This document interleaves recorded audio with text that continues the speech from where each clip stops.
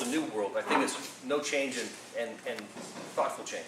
And change comes in many, many, many ways. It comes in production, comes in sales, marketing, understanding of the product. Some of the things we've done here, wine barrels have been used for hundreds of years, and they stack on top of each other. When they stack on top of each other, they're kind of heavy. When they're heavy at 600 pounds each, that puts more weight here, more weight here. All this weight gets squished in this barrel, which will put pressure and might leak more. If we want to get the wine out of this barrel, we have to empty these first, then move them, because they weigh too much to move alone, and then we can get to this one. Sometimes you might have one wine in here and one wine in here. This one's gone change, and you want to move things around. Makes it very, very difficult. We were the first people in this country to have this racking system. Yeah, it looks kind of cool, but it performs great, because if I want to move the wine out of this barrel, I can move this barrel. It doesn't change these. I can move this barrel, empty the wine, change this barrel out without moving any of these. No other racking system does that. Also, when you move wine out, you use a pump. It takes about 4 minutes to empty a wine barrel with a pump. It also takes about 3.5 minutes to wash a barrel with a high pressure washer. So if I'm going to be emptying this barrel and it's now empty, I could roll it upside down, wash it with a power washer, have that fluid and water empty out into the drains while this one is being emptied. Now, one person can empty a barrel and wash a barrel at the same time, versus two people emptying the barrel one at a time, taking that barrel physically, washing it somewhere else, restacking it again. This barrel system saves 70% of labor in this barrel room. I've incorporated all of our wineries that we build. Huge, huge savings. And they look good and they function well. So these types of innovations are what we're trying to find in Virginia and sharing with other people how to make them better. In the world of wine barrels, just to kind of go again, this is a 228-liter barrel, 60 gallons. It's what the world uses. The ones behind you are different. They're custom made. In the world of wine barrels, there's short, fat ones, which are from Burgundy, and long, skinny ones, which are from Bordeaux. If you take a long stave and use the fat hoops, you get a larger barrel by 15%. That 15% larger barrel is 70 gallons instead of 60 gallons. Those are what those are, so we have increased our production in this room by 15% without changing anything within our production methodology. This is now being changed by more and more wineries. The barrel people that we use in Vacard and Burgundy, it took them 4 months to come up with how to make this barrel. Once they figured it out, we're getting a lot of business to them right now about how to make more with less, trying to find little ways to increase. Yeah, Jim, right. Are they using all three of them? They're made in France. We work with several different coopers. Almost all of our barrels are made in France. Even American, we have wood from Virginia.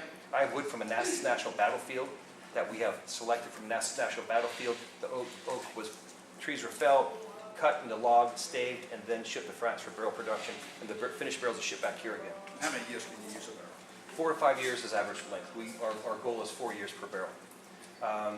By using different barrels, here you see a lot of Vacard. There's also Cadu, Demi, Billon. We use mostly white oak. We also use acacia wood and a few other things. We work with 7 different barrel coopers. Different barrel coopers make their barrels a little differently and have different flavor profiles as woods are sourced from different forests, different parts of the forest to create different flavors as well. Different grain tightness. Each barrel can be a little bit different. Have you found, of your grain-made forests, have you found one that you find works the best for this climate? A tighter grain, a looser grain in between, or is it just a mix to find? I think that I've gone back and forth from single to mixed to single to mix, and I'm back on mixed again right now. Okay. So what I'm working with, for example, our Chardonnay over here, if you look at the barrel producers, there's Cadu, Billon, Picard, Dami, and a few others, Anna Selections. There's also acacia wood and white oak. So we put our Chardonnay into barrel from juice. As juice goes into the barrel, in different barrels, they're going to have different flavor components because of different barrel producers, and actually different woods as well. We also add different yeast to different barrels. We use 6 different types of yeast, VL1, CY3079, D254. Different species of yeast go into different barrels. So when you go through, you can taste 2 Dami barrels that are the same from 2 different yeasts, and they taste different. Or the same yeast in 2 different barrels taste different. So we'll have 30 different barrels of Chardonnay. Literally every one of them is different, and they go from juice to June of 8 or 9 or 10 months as a wine of difference. Then we put them all into one big tank, filter and bottle it. So that's one of the ways we try to layer in complexity of the wine itself. As if you were to make 10 different types of chicken noodle soup and at the end put it in one bowl and hopefully it's good. and it's been good for us to do it that way. Do you do full batonnage on all Yes. of the chard?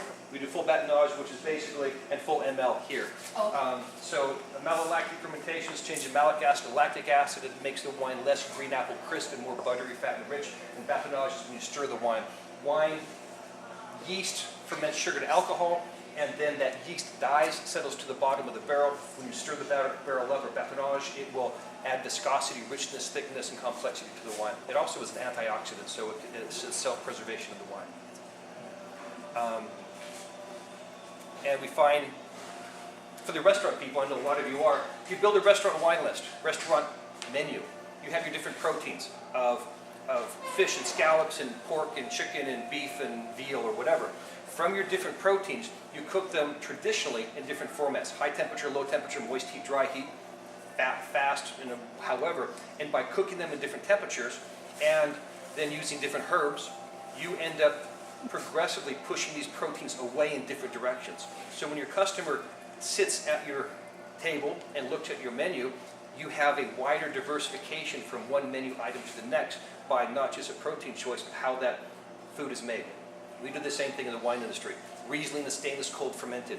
Viognier is stainless cold fermented and aged in neutral to older French oak barrels. Chardonnay is barrel fermented, warmer temperature, in newer oak barrels. Petit Manseng we do our own way. We're the largest producer of Petit Manseng in the country too, so I'm really proud of. So we try to do, as you would with proteins in a menu, we make our wine traditionally, but also in ways to help accentuate different flavor components as you go through the tasting bar.